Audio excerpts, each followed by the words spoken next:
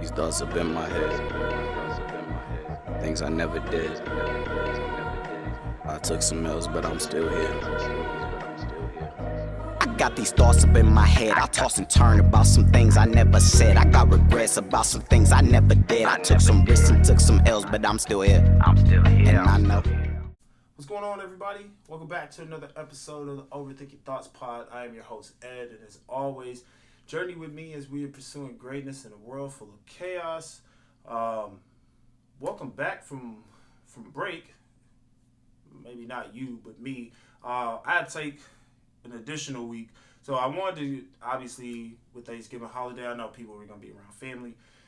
So it made sense to kind of take it easy. I was able to sit back, relax, enjoy. I didn't have to prepare much. In fact, I don't think I prepared anything, but the fam did. I did not. I just got people back and forth to where they need to be, which is fine. But overall, it was a good time. And then that next week, I was exhausted. My body was feeling kind of eesh. So I knew I wasn't going to be 100% to record, but I'm back at it now, and we're here. So now it's time to put the content out. 2023 is right around the corner, which is crazy. I think we're still trying to figure out 2020. So, so that's going on. But other than that, things are good. Family's doing well. My small victory is I've been able to watch my son play basketball. He's playing for a couple teams and really starting to grow in his knowledge for the game and his love for the game. And it's just great to watch how he reacts to things on the court now. He's starting to learn more. Needing to get a little bit more aggressive. But overall, it's just the joy, I think, for any parent to watch their child thrive in something that they really enjoy. So that's been fun for me. My youngest has been impressing us daily by how far he can throw his food and how fast he can run and how quick he can climb up on things that he knows he's not supposed to climb up on. But it's all good because that just, to me, that is, I guess that's a sign of growth. There's a positive spin that we'll put on that from a parent standpoint. But no, it's been great. I've been able to really sit back and analyze just being a father, which was something I think back in life I had dreams about, and then there was a point in time where I just thought it wasn't meant to be, and then God blessed me in a way that I never thought would be possible, but I'm forever grateful for it. I'm not gonna take it for granted. So that's been cool. So that's been what's up with me. I hope that you have been doing well. Physically, mentally, emotionally. I know this can be a tough time for people, especially, holidays, families, loss of loved ones, or whatever the case may be. Just know I'm praying for you, and I hope that, this holiday season is one that's filled with joy and happiness. And it just brings you a lot of love for whatever it is that you may be missing. So just wanted to make sure I put that out there so that way you know that somebody cares. With that being said, I need y'all to continue to support the pod, of course. I always forget to do this until the end of the episode, and then I'll be running out of time. So I want to make sure I do this in the beginning. That's going to be my strategy from now on. So, social media platforms, I'm on Instagram and on TikTok. Both of those, you can find me at OverthinkingThoughtsPod. As far as streaming platforms, I'm on Apple Podcasts, I'm on Spotify Podcasts, and I'm also on Anchor. All of those at Overthinking Thoughts Podcast. And you can find me on YouTube at Overthinking Thoughts Podcast. If you have been a supporter of the YouTube, I appreciate it. If you've been streaming, I appreciate it. If you have clicked it and heard my voice and you were like, maybe next time, and then next time comes and you listen, I appreciate that. If you listen to a little bit of it, as long as you're getting something from it, I appreciate you. So I definitely would love the support, and if you want to share it. But it encourages me to keep going, and we go from there. Today I want to talk about something that I think is very easy for us to do, especially in the Christian world when things get difficult. This episode is entitled Don't Lose Your Faith. And I was in the midst of trying to figure out what I wanted to talk about because I had a lot of different ideas. One of which was I was going to talk about things that we need to let go, like baggage that we don't need to bring with us. That still might happen, but a couple of things I wanted to highlight that was, letting go of people that might be trying to hold us back, but also letting go of things in the past that are done and we have to move forward from, or things that we worry and become anxious about that we don't need to keep harping on.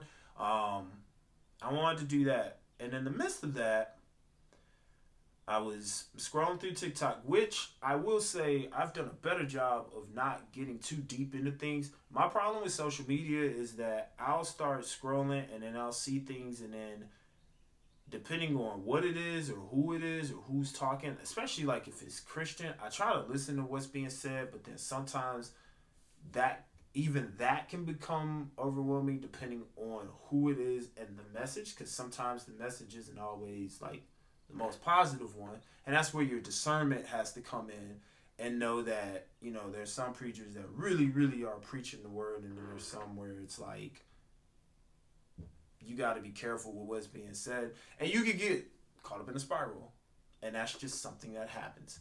In the same breath, while I was doing that, I was getting ready to log off, and I saw a video of somebody that I know, and it said that they were losing love for something that they've cared about for so long.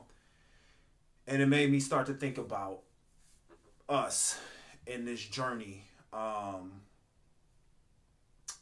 So the reason why I called it Don't Lose Your Faith is because I think it's so easy for us as individuals to become so overwhelmed with our own thoughts, where we magnify things and make it bigger than what it really is. Sometimes there's certain things that are just matter of fact, but we're human, so we try to, I guess, control the process instead of allowing the process to really build us and grow us into what it is that we're being called to do.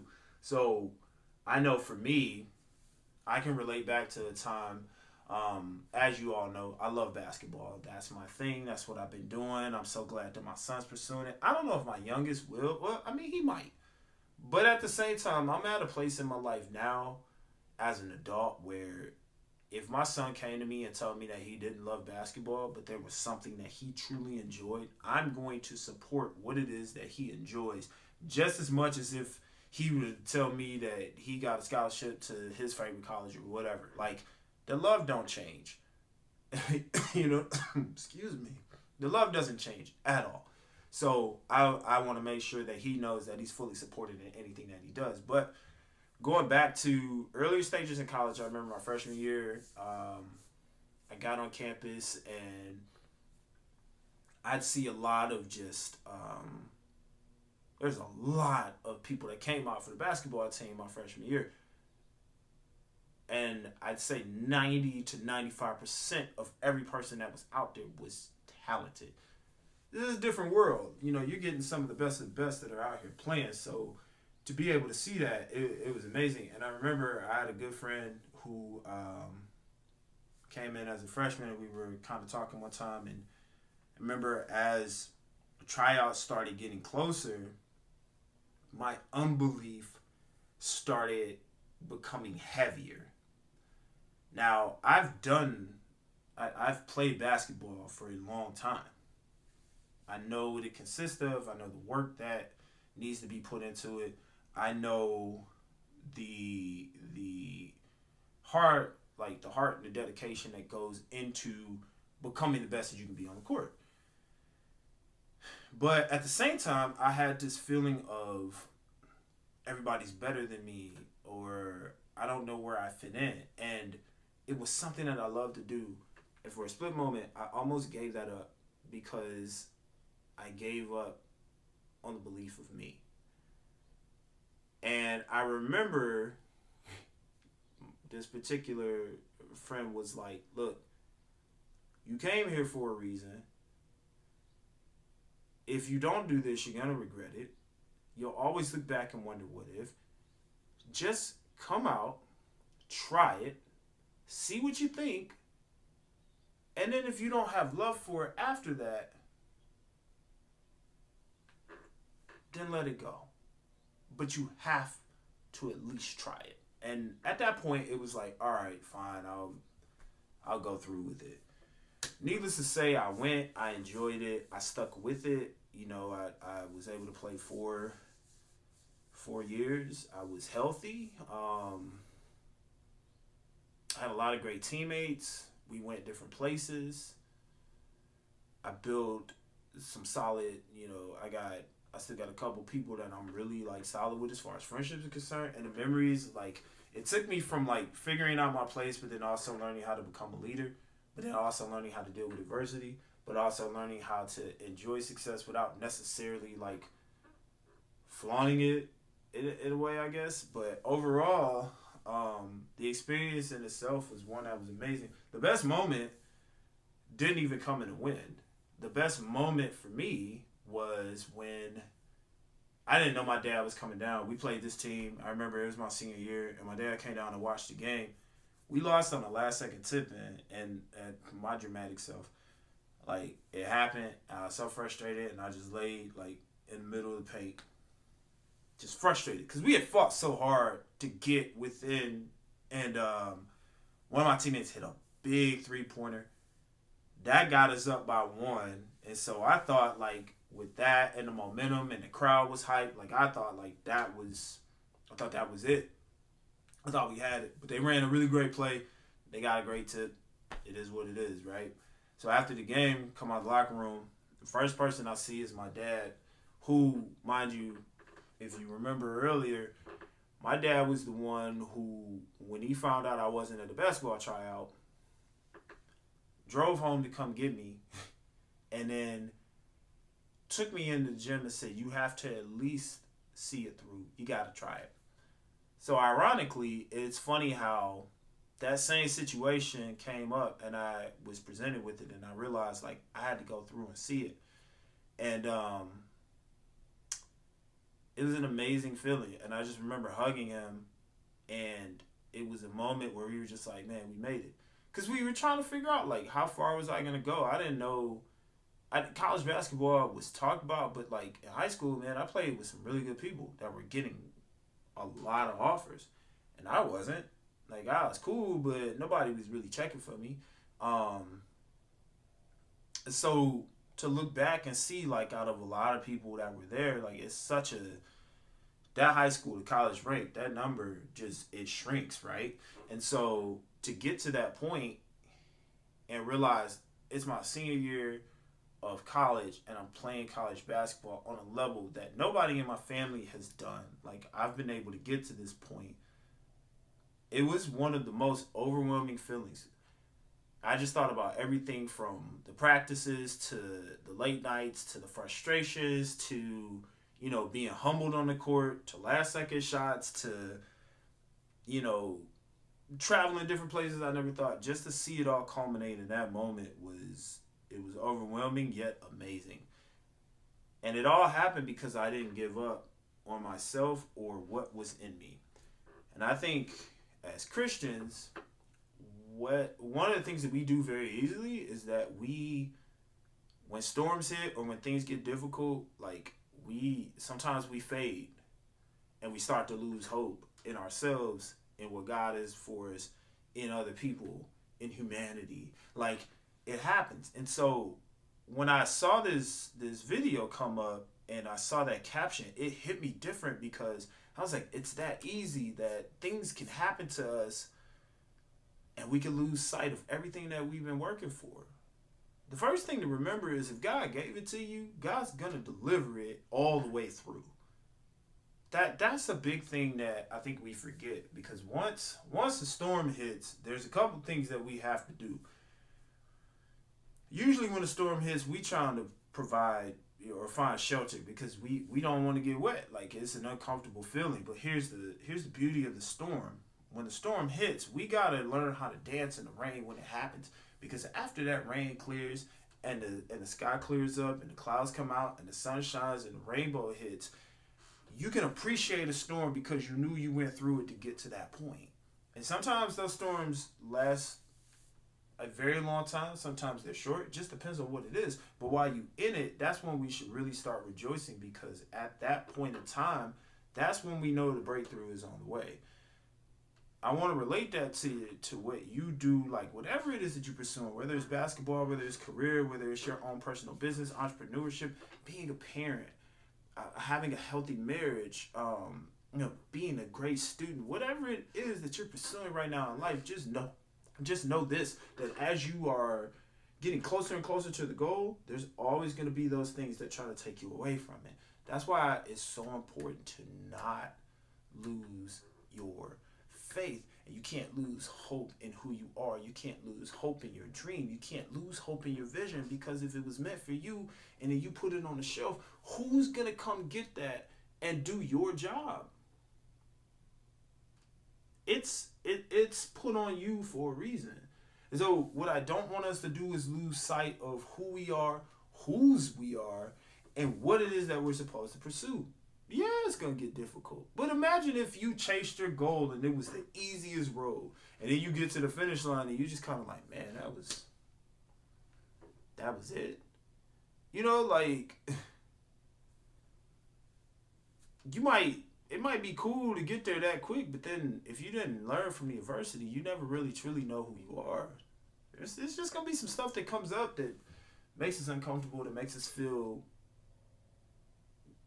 uneasy sometimes, but as Christians and as people of faith, we got to be able to know that at the end of the day, if we're working toward that goal and believing in who God truly is, it's gonna work together for our good. It may not look like it in the moment, but it's gonna work together in our good. And that's what I'm trying to keep right now, because this is a tough month, because I'm seeing, I got extended family who they've got some situations going on, man. Like, we talking life or death situations, of losing loved ones. This month is a very emotional month, because a former player of mine, he lost his life during this month, and that's tough for me, because he has so much more to give. There's other, man, that sucks too. Like, that's just one that I wish I still had that time to be able to, like, talk to him and see what his plans were. But, God had different plans, and I got to trust that that's okay. Like, I'm going to be grateful for the moments that we did have, and I'm going to be grateful for being able to coach him and see him grow from the young, scrawny kid who was trying to prove himself into a state champion. That's a blessing within itself. But this month is just one of those tough months where it's very easy to lose sight. And when things get frustrated, or when things become frustrating, and when things don't go our way, we tend to start putting in our mind that doubt. And that's the part that I really want to focus on, is like, when it starts to get difficult, there's two things that we could do. We could either feed into that and start building on the doubt, or we can look at it and start rejoicing already, because we know at some point the breakthrough is on the way. The breakthrough would have never happened if God didn't give up his son for us. The breakthrough doesn't happen if Jesus doesn't put himself on the cross. The breakthrough doesn't happen if he doesn't rise again, right? He had to show us that there's going to be some dark moments, but at the end of the day, with me, I'm going to lead you to victory. And so that thing that you're pursuing, or faith that you're in, like, don't lose sight of that, and don't lose that faith, because you have to know that at the end of the day, like, I don't want to sit here and go like, yeah, everything's going to be perfect. It's not. In fact, excuse me, I would say following God sometimes, like, a lot of people will look at that and go, oh, well, once I follow God, like, everything that has ever happened, we'll just forget it and move on. It does not work like that. In fact, I would say that it becomes sometimes a little harder. So why would a person follow that? Because through those moments, God's either going to carry you, he's going to walk side by side with you, or he's going to allow you to take some steps on your own, but he will always be there. And the reality is like, the reason why we should never lose our faith is because no matter what it is that we're going after, no matter what, we're dealing with, he's never leaving us. clearly says it. I will never leave you nor forsake you. Keep that in mind as you are going after your dreams. That's why, like, in the beginning, the whole "what are you waiting for?" Like, just put it out there. I'm gonna tell you now, it took me about 2 hours to even get to this point in the recording process. One of my microphones wasn't working. Obviously, I'm still with this. My surroundings are different. I had a coughing fit for like 20 minutes before we did this. Everything to take me away from putting this out. But it's what I'm meant to do. So I can't let those things stop me from what it is or what my purpose is. I believe this part of this is my purpose. I think there's something bigger, but this is the start. Because there was a time where I sat on it and acted like it wasn't that big of a deal. And now, I'm putting out episodes and people are reaching out. Like, I never thought that would happen. But I had to trust that, or I put it in God's hands first, and I had to trust that at the end of the day, like, it was going to do what it needs to do. And I think that's what has helped me thus far. It's what I'm trying to bring to you all, too. Like, I don't want you to lose out on that. Like, it can get difficult. And I think another thing, too, is that when it gets difficult, it's very easy to look back on all of the difficulties in our life, on all of the things that have either gone wrong. We become used to the dark, and then we dwell in that. Because for whatever reason, if we can go back and dwell on it, like, we see shame, we see guilt, and we think if we hold on to it, we can control it. We don't have control over that. I would challenge you to do this. If you're going to go back to those places where, whether you made a mistake, made a terrible decision, did something you weren't supposed to do, and it changed certain things, like, if you're going back and you're looking at it with shame and guilt, what I would challenge you to do is not look at it in the darkness, but look at it with the light and grace that God gave you. Because once you look at it from that standpoint, what will end up happening is you'll start seeing all of the positives that come from this, even in the midst of what you thought at the time was the right thing, and now all of a sudden you're sitting there with that guilt and shame. But that light and that grace does something different. It gives you a hope and a plan for your future. Very similar to when God talks about knowing the plans that he has for you.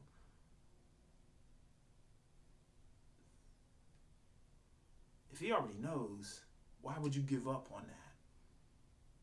You rock that thing until the wheels fall off. And if at the end of the day you've given everything that you got, and there's another direction in which you're supposed to go, he'll show you. You got to trust it. But don't you give up prematurely. It's too many people that have given up on dreams. And the reason why we don't have all the things that we need is because it is sitting in the heart of somebody who just hasn't pursued it. And I want to challenge you today that when it gets difficult, don't lose that faith. Start being thankful in advance.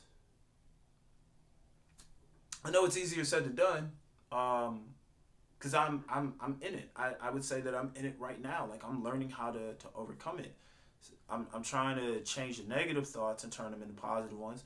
I'm trying to change my doubts and fears. I have to, man, because, like, the other day I was coming home from doing laundry, right? And I just overthink, thus the name Overthinking Thoughts, right? And I was doing that, trying to figure out, like, how could I be a father, and looking back at childhood me and trying to fix childhood mistakes, and, thinking of how do I teach my children to be this. And when I pulled up, I remember a long time ago, I was talking to somebody, and they asked me, like, what my vision was. And I remember saying, like, man, one of the coolest things would be, like, pull up and then my kids see me out the window, and then I come in and, they want to greet me and they give me hugs and stuff like that. So when I pulled up to the window, both of my boys, they were watching football, and my youngest peeps out the window and he's looking, and then he sees my car and he sees me in it, and he gets the biggest smile on his face. And it just made me realize in that moment, all of that stuff that I was overthinking and wishing I could go back and change and wishing that I could control and wishing that I could, do over and over again. It all of that and God's grace brought me to that moment. And it may seem small to some, but for me it means everything because that's what I prayed for. That's what I envisioned. And what I envisioned and what I prayed for is what I see every day when I walk in the door. And my youngest is waving and looking at me and want me to pick him up. And my oldest still run up and give me bear hugs. Like that, y'all don't know. Like I prayed for that. So to have it happen, it gives me hope. It gives me strength. Because I had to see it in my mind before I could see it in the real. I had to envision how it would look, and God was preparing me mentally for it. And it took a long time, but God's timing is perfect. If I would have rushed there, ain't no telling where I would be. So for the person that's at that point right now, things are difficult. I can't sit up here and tell you that every day is going to be perfect. I'm not going to sit up here and tell you that every day that you live this life, you're going to have ultimate success, like immediate action right away, right? What I can tell you, though, is that as you continue to pursue whatever it is that you're after, insert whatever situation. If you're looking for healing, if you're going to therapy, if you're building better bonds with people, if you're healing childhood wounds, if you're breaking generational curses, all these things, you got to understand how powerful you are. Because as you pursue greatness and God's pushing you, you got to know that the enemy's going to want to attack. Because why would the enemy want to see you be successful when they are miserable? Misery loves company. So be careful about the company you keep, because if you feel miserable around that company, it might be time to change. It might be. You'll know. You'll feel it. And it's okay to make that change. Some people can't come with you where you're going. Some places you're going to be elevated higher. That's okay, because it's meant for you. Yeah, it's scary. Of course it is. You get promoted to something new that you ain't used to. Yeah, it's going to be scary. But at the same time, you got to trust and believe that it's meant for you. And you take it one day, one step at a time. And you keep trusting. Never lose that faith. Don't give up on the things that have been put on your heart. Don't give up on the things that you truly love. Don't give up on your dreams. Don't give up on things that you know that are meant for you. Don't give up on that stuff. It's going to take you 3 times as much effort to even get back to the original place where you were. Keep going. I tell you all the time, man, people watching it. There's people that are watching you go through right now, and you might see yourself struggling through it, but they might see it as you taking flawless steps. It's different. It's different from other people. You never know. But just know that somebody out there, whether you know it or not, is believing in you to do great. And that's my whole spiel for the day. Like I don't know, seeing that just struck a nerve, and I just felt like that's exactly what I gotta talk about. Those negative, toxic thoughts, you gotta let that go. Those mistakes that you made, you gotta let them go. The things that you doubt or talk bad about yourself, you have to let that go. And never lose sight of where God's taking you. But keep your faith. Please keep your faith. And understand that at the end of the day, what's meant for you is for you. And that God has a plan for your life. I don't know what your path is going to look like going through it. But I also know that at the end of the day, we serving somebody that defeated death. So we might as well live while we're here. All right? That's my advice. That's my hope. That was on my heart. I gotta do better, like actually sitting and taking notes. But that one I just felt from the heart, so I wanted to give you that. It was real. It was raw. It was uncut. Well, yeah, it was uncut. Y'all just didn't see the other 2 hours of preparing and overthinking this thing, and you don't need to see that because it's not important. We got it done. That's all that matters. I want you to get your stuff done. So this week, I want you to stay focused, stay hungry, trust in God, know that what's meant for you is meant for you. You got a purpose in life on this earth, and I want you to do the best that you can. And always, always remember that I believe in you, and go believe in yourself. All right? This is Ed with the Overthinking Thoughts Pod. We out.